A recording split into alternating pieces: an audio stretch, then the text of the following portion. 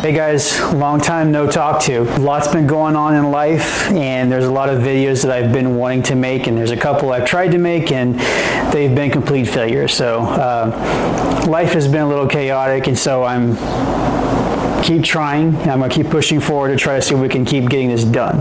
I know it's been a couple months since I've been on camera. I am so sorry about that. I'm going to try to keep doing better now and try to release at least one video every couple weeks or so. I had help before, and unfortunately they're gone now. I'm just me and my camera person, which is my wife, and she's also my editor, are trying to get this done and trying to make this work. So there's a few things I want to talk to you today. First thing I want to talk to you is a little bit about technology, and then I also want to talk to you a little bit about life, because I have a feeling that I'm not the only person who's in this kind of space who feels this kind of a way, because something that we love is also something that kind of hurts us a little bit too, I guess you could say. Anyways, let's talk about the technology first, and then we'll get into the rest of it later. So there are thousands and hundreds of thousands, maybe even millions, of old computers, old laptops lying around, and people don't know what to do with them because you can't put Windows on it, and if you try to put Windows on it, it would not work great. It would be absolutely horrible experience. That's where they have alternative operating systems that you can put on computers. The one that I like to use and really been dabbling with the last year or two is Linux. The cool thing about Linux is it's completely open source, which means anybody can join in on helping to develop it, helping it to make it more secure, helping to work on it, to add new features to it, and that's the cool thing about open source. Nobody really owns it. There are companies that work in it and they develop certain things for it, but nobody truly actually owns Linux. There's people who started it, people who work on it, all that kind of stuff. Whenever you're dealing with Linux, there's 1,001 ways you can deal with it. You can personalize the daylights out of it, which is what a lot of people who use it for like about it. Especially the fact that, unlike Windows, Apple's not so bad about it, but they still do it to a little bit of an extent, is they have it locked down. They have like prison operating systems where there are certain things you can't do with it. With Linux, there's pretty much anything you can do with it, and that's why I love Linux. Plus, especially on older hardware, Linux can give it new life. One example of that is this laptop right here. This laptop has an 8th gen i5, so we're looking on this thing being like, we're on like almost 15th generation now for Intel. So you're looking at about a laptop that is like 7 years old. Now for most laptops that's 7 years old, you try to put Windows 10 or 11 on it, it might run, but it won't give you the best experience outside of just being an internet browser. You put Linux with it, on the other hand, which is a much lighter operating system, especially certain distros, it'll give it a whole new life. So I'm going to go ahead and I'm going to turn this around. The camera's going to zoom in about a second here or so. And then we're just going to show you some of the specs that this laptop using Linux, and the version of Linux that this laptop is using is called Zorin. Zorin is especially a friendly version of Linux that for people who are just switching over from, say, Windows or Apple, who are just dabbling, it's a much easier one to learn how to operate. And the great thing about it is it's such a light distro, or it's a light operating system, that it uses almost zero of the computer's resources outside of the bare minimum to operate it. So that gives you more room to use it for what tasks you want to use it for. This is compatible with Steam.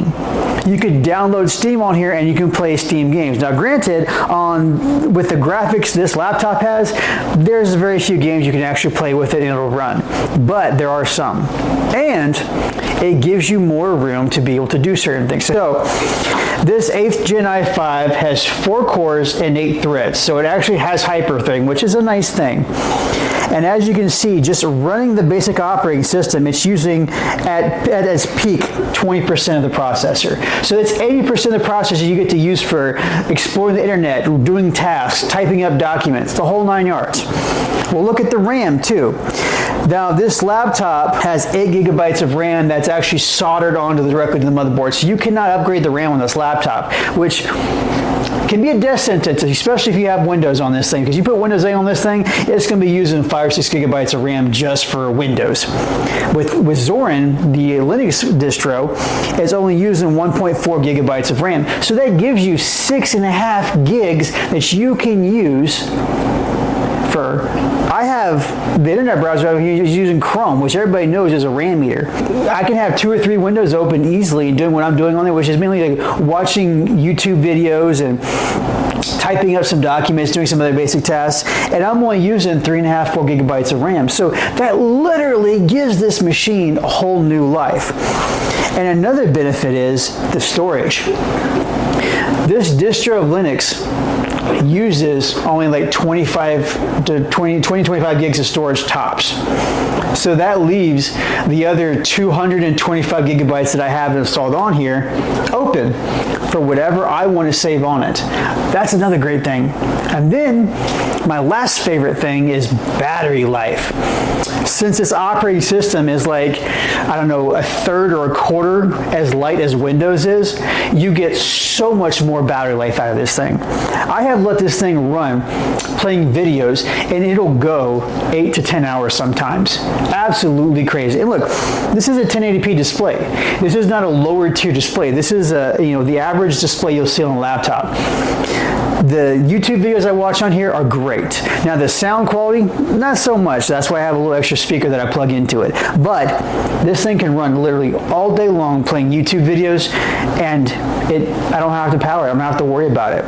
So that's the great thing about Linux on that. So it'll literally give life to old machines, which is the great thing I love about this type of stuff. And I'll go into more detail in the future because I've even been gaming on a little bit of Linux. Not on this PC, but on some of the other ones that I have. And it's a little bit older hardware. Some of it's newer hardware. I've been kind of playing around with it. And I will make some more videos in the future showing you guys that. So now that we're done talking about that, let's talk about another thing, especially as tech guys and tech people have to worry about. And that's the feeling of loneliness, I guess you can say, and what our love of technology kind of has created. Technology is supposed to be something that's a tool that we use. It's supposed to enhance our lives, make it better and easier. But I've noticed with myself, and I'm pretty sure this happens with a lot of other people, you get so deep into the tech that you get buried in, and on top of that, for me, it's a little bit of a personality thing too. Tech is not just a hobby for me, it's also a bit of a crutch. It's something that I use as a tool to enhance my life, but then at the same time, I depend on it a little more than I should. It's not that I can't live without tech, I can fairly easily. It makes life more entertaining, but at the same time, it makes you feel more disconnected from the world and from people than ever before. Because I can remember life before tech. My entire life, for the most part, it's just part of the way I grew up and my personality and my experiences that I've been through. It's really hard to make friends. And you would think with technology, it would be easier. And for some people, it is. For some people who play video games and who are into tech, they've got friends who are all across the world and not just people in their own backyard. But for some of us, we bury ourselves in the tech because we love it. But then at the same time, it just shows us how few people we are friends with. And the few people that we do know, it creates an illusion, making them think that their lives can be better than ours or are better than ours. And it makes us feel bad about that, thinking that we're not doing enough, we're not doing more, we're not being more. And I find myself, especially when you lose friends, that when you're sitting here in front of all these toys that you have and how cool and how great they are, it just reminds you just how alone you feel as well. So if you're out there and you're feeling this way, how far in the void you are versus how far in the void I am, just know that you're not alone. And I wish I can say that this is a way that we can connect together and be friends and all this kind of stuff. And as much as I would love that, I know that's not really going to happen. If it does, great. If not, then I'm just going to keep trying to reach out through the void. As much as I love this, as much as I love learning about this, as much as I love deeping myself into this, it just reminds me so much of just how few friends in this world I actually have. And it breaks my heart to say that and to see that. And sometimes I literally find myself staring at these screens and staring at this tech and staring at this hardware, and I'm just sitting here like, I love this so much. I just wish I had more people to share this with, and people who would want to share things back with me. And I'm going to keep trying. I'm going to keep pushing and hope to find, even if it's a small, tight-knit community of some kind, who I can share my experiences with and share my journeys with and be a part of theirs as well, and to be able to have good times with them, even if it's through a computer screen. So I know that that's a little bit off topic, but you know what? This is something that kind of goes along with technology, is the connection. That's the reason why we have it, because we want to connect with other people.